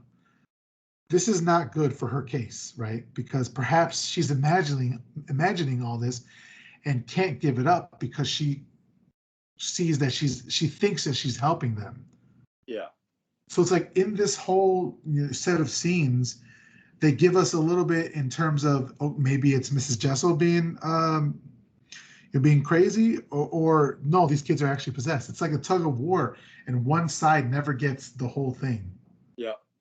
It's just like a master class in how to do suspense, right? Oh, 100%. Because that entire time, it's still like 50-50. You were like, man, I have no idea, like, what is actually going on here. Yeah. And this is, so if the movie has been a slow burn and it's kind of been building up, this is what it's been building up to. And this is like the last maybe 5-10 minutes of the movie, maybe less than that. But it seems masterful the way they did that. So she says, "Why were you sent home from school?" And Miles says, "It must be because I'm different." And Miss Giddens says, "Well, you're just like any other boy." And then Miles is like, "Oh, I got her now." He says, "Ah, who's not telling the truth now? You don't think I'm like any other boy. Otherwise, we wouldn't be having this conversation." Does he know? He's like saying, "We both know that I'm not like any other boy, and you know why." But also, he's not saying that. Or is He's he just just saying, saying, like, well, you don't think I'm like he knows what she's thinking? "Yeah, Kind of exactly. maybe like exploiting that. Or, Yeah." I mean, this dialogue and this script. I mean, I've seen that it's like 95% Truman Capote. He's a mm, fucking genius, you know. And now this makes me want to see in Cold Blood and all his other things because he's a writer as well. So I definitely am going to be looking him up after this. But she continues to harangue him. Why did you take my letter? And he finally admits to it. He says, "I did take your letter." He said he wanted to see what you were saying about us. And she says, "Us?" He says, "About me and Flora." And then she says, "Well, what'd you think?" And he says, "Well, I threw the letter in the fire." It's like, okay, you are a little shit. right. So she says, "Oh, so you stole that letter from me. Did you steal at school as well?" And he said, "No, I said some things. I sometimes I hurt things, and sometimes at night when everything is dark, they screamed." And then he whispers here, "And sometime at night when everything is dark, they screamed." He whispered that last part. This kid, man, he's doing such a good job. He's like going toe to toe with like a 40-year-old actress who's been in tons of movies and like a great actress. And like, he's amazing in this scene. Yeah. So when she says, "When did you first start hearing these things?" Miles says that he made them up. And then she asks, "Who taught them to you?" And she says, "Shall I tell you his name?" Miles says that, "I know why you're treating me this way. You're afraid you might be mad, trying to make me admit something that isn't true, trying to frighten me the way you did Flora." And at this point, we see like there's some substance that's dripping down the windows. And it reminded me of the ectoplasm from Ghostbusters. It looked like Oh, that. yeah. And also the way Miles is acting here reminded me of like how I get when I'm backed into a corner and I'm just lashing out. I'm just saying whatever the hell I can say to hurt you in this moment. Yeah. Then we see Quint, which I wasn't expecting to see Quint here, but we see Quint. Miles is standing in front of the window, and we see Quint behind the window looking at the boy, and it's almost like he's controlling him. Yeah, like he's pulling the strings. Right. And then as Miles keeps yelling, he says, "You're a damned hussy, a damn dirty-minded hag." And what did you think of this scene? Oh man, I was blown away. Like, first of all, it was creepy as hell when you see Quint appear behind him. Again, with that creepy ass look on his face. Yeah, and then him calling her a hussy, which is like a really adult word to use. At the time, right? Yeah, yeah. It's like, okay, like, is this dude like using the kid? Like legit? Like it seems like, I mean, it would totally fall in line with like his character, right? Of being like this sort of like abusive figure. Or is it finally a boy who's had enough with his caretaker and is like, "You have gone crazy." Yeah. And Yeah. you're trying to manifest this. You want me to see the same thing you're seeing, and I'm not seeing it. Yeah. So back off, Yeah. you know? So Quint is smiling and laughing in the background, and then Miles takes Rupert, who he had picked up earlier in the scene when he was outside, and he throws it through the window and runs. It's like, yo, what did Rupert do to you? Although, wait, did you notice when he picked him up? I don't know about you, but when he originally picks him up, I like tensed up because I was like, oh no, no, he needs to put that turtle down. Like, I'm not comfortable with him like holding it right now. Right. I don't trust this kid with like animals, remembering that like pigeon from earlier on the Right. pillow. Oh, right. Yeah. Yeah, I was like, no, I Yeah, don't this like kid's got a this. thing with animals, man. Yep. Poor Rupert, man. Justice for Rupert. So he throws it through the window and then he runs and he runs outside and he trips and Miss Giddens follows him and he's begging her forgiveness and please, I'm sorry, I didn't mean it. And she says those weren't your words. She says that you were possessed. They were making you say it. She says, say it now, say his name and it will all be over. And then he says, who? He asks. And then she says, you know who, or, I forget exactly what she says here, but essentially she's implying to say Quint's name. And then again, he says, you're wrong, you're insane. And this feels either like a last stand for Quint if he is in fact possessed, or Miles just being fucking fed up, like, chick, leave me the fuck alone. I've told you already, I'm not seeing this. Right. So she grabs him and yells at him and says, say it, say it. So Miles starts screaming and she points Miles towards. So they're outside and they're in the garden and they're surrounded by a bunch of statues. And one of the statues has been replaced by Quint. And she points to the statue, which is now Quint, and she says, say it, say his name. Finally says his name. He says, Quint, Peter Quint, which you're like, oh wow, he finally admitted it. But then he says something that devastated me. He's like, where, you devil? He can't see him. He doesn't see Quint. So either he's still lying, and so he wasn't the possession or the exorcism didn't work, or she was lying the whole time. It was just a figment of her imagination. I don't know. What did you take it as? Honestly, I was just left with, I don't know. Like, I really have no idea. Like, they did such a good job that, and that's what I loved about it too. Because it's like you said earlier, how you appreciate it, like in movies when they don't wrap things up nicely and they leave this ambiguity. Um, but yeah, it was like, was he really possessed, or did she lose her mind and she's making this poor kid like Torturing him. relive this trauma? Yeah. Like, Right. I hadn't even thought of that. What if he was in fact being molested by Quint, but he wasn't possessed by him. But then so he's trying to like he's maybe dismissed it from his mind, but right? she brings it up and like he now has to relive that Say trauma. his name, like, It's like, yeah, yeah, say your exactly, attacker's name. Jesus Christ, that's dark. exactly. And on top of that, like remembering, like, because didn't he like find him dead too? So like add Right. another layer of trauma to that. Plus that trauma. Right. Yep. Exactly. This poor kid didn't stand a chance. I know I said he was a little shit, and he was a little shit, but he was also just a little kid. He also went through some shit. Yeah. So then Miles grows silent and he falls to the ground. And Miss Giddens is smiling and she says, "He's gone, Miles. You're safe. You're free. I have you. He's lost you forever."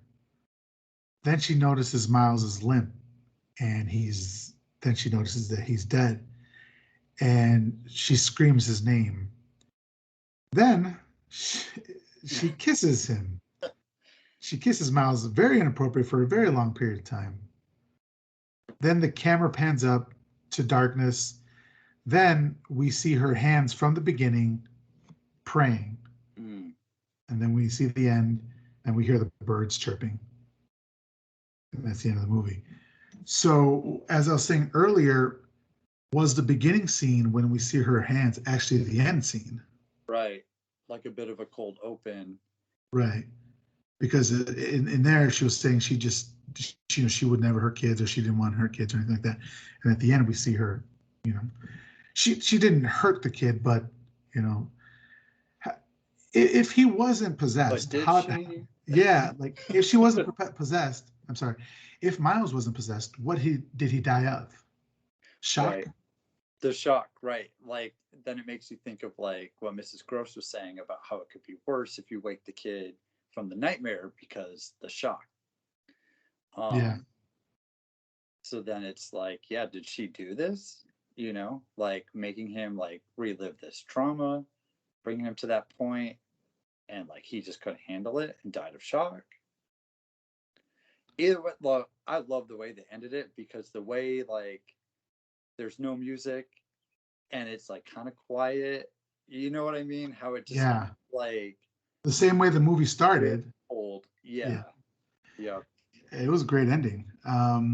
And actually, the way the movie, I don't remember if this scene was actually shot or if it was just in the shooting script.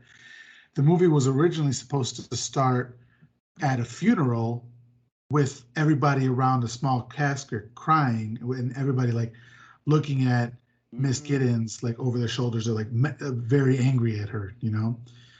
But they didn't shoot that for whatever reason, and I think that was the better opening. Like what they have now I agree. was the better opening. Because it's more ambiguous too. Yeah. So that's the movie. That's The Innocents. What did you think of the movie? I loved it. I loved it. I thought I'd make an awesome double feature with The Haunting, also from what is it, 1960? Because I feel like it was very similar where they're in like a big old house. You're not Yeah. sure about ghosts or if it's in their mind. Um, yeah, I just loved it. The ending blew me away. The ambiguity and always like I appreciate too, like when they can take it to the next level where like the kid died at the end. Like that just never happens. So it's Hell like yeah. Hell yeah. there. It's like that is dark. That's what I'm talking about. I love when they'll go there. Oh yeah. So, Matt, we need to rate the movie, and we rate the movie out of 5 upside down crosses. And there's no rhyme or reason for it. Whatever you feel this movie deserves, you can give it. So, out of 5 upside down crosses, what would you rate this movie? I would give this movie 4 upside down crosses. Nice. That's Yeah. really good. I thought it was pretty damn solid. Yeah. And like I said, I did not like it my first watch through, but I'm glad I watched it a second time. Mm. Yeah. So I think I've had a tendency to agree with all my guests, but at the same time, all my guests have had like really great taste in movies. So I don't know. I'm between 4 and 4.5. Mm. It's not. Is it a perfect movie? I don't know. It's not a perfect movie.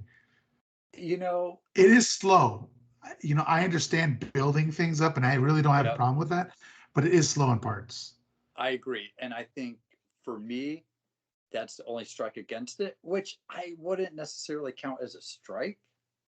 because I think it does kind of work. And also movies from that time period, right? The pacing tends to be a little bit slower. Right, Um, right. which I always kind of account for before I watch a movie from that time period. I always kind of be like, okay, like be prepared for the pacing to be a little bit slower than what you're used to.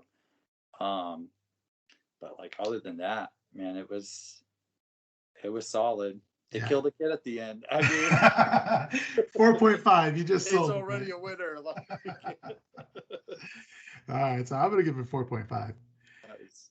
All right, Matt. Now that you've confessed your horror sin, I will be absolving you of your sin. In order to do so, I'm going to assign you three movies and you watch them or not. If you don't watch them, you'll burn in the fiery pits of hell. Awesome. That's a tough choice. The first movie is actually one I haven't seen. It's called The Nightcomers, and it's from 1971, and it's actually a prequel to Turn of the Screw, and it's about the relationship between Miss Jessup and Quince. So I want to see this movie like immediately. I'm going to be looking this up. I don't know if it's good or not, but I found it and I'm like, hell yeah. 100%. I'm writing this down. I need to see this one. The next one, so it's called The Nightcomers from 1971. The next one is called Burn Witch Burn, and it's from 1962. And it's from the UK, and it has the same vibe, same like gothic vibe. I've actually seen this one at Terror Tuesdays, where we used to meet up a Oh, lot. nice. Yeah, it's about like a college professor who like his wife starts performing magic, and then he finds that they might be um, being hunted down by a coven of witches. So it's really good. And the third one is The Omen from 1976, which I am surprised that you haven't seen either. And that's about another creepy kid. Although he's the devil's child and all that. Maybe we don't know. So yeah, those are the three movies that I think you'll really enjoy. Awesome. All right, Matt, this has been a ton of fun. Thank you so much for coming on the podcast. Is there anything you wanted to plug? Where can the people find you? Give your Instagram, give your store where they can find your prints, all that sort of stuff. Well, you can find me on Instagram at creepshow, like the movie tattoos. And my web store is cryptcreepers.com, where you can find my sexy pinups, horror pinups. But yeah, I mostly post like tattoo related stuff, but definitely I do some like horror artwork too. And as we draw closer to Halloween, you'll definitely be seeing a lot more spooky stuff coming around the corner. Yeah, and then you hopefully you'll be in your new house by then, and hopefully you'll be able to decorate it. You know that's right. You can follow me on Twitter at MHCPod, like My Horror Confessional, MHCPod. You can follow me on Instagram at My Horror Confessional. If you can email me at myhorrorconfessional@gmail.com. The music has been by Taylor Fox. You can follow her on Instagram at the Taylor Fox. Thanks for listening, and we'll talk to you guys later.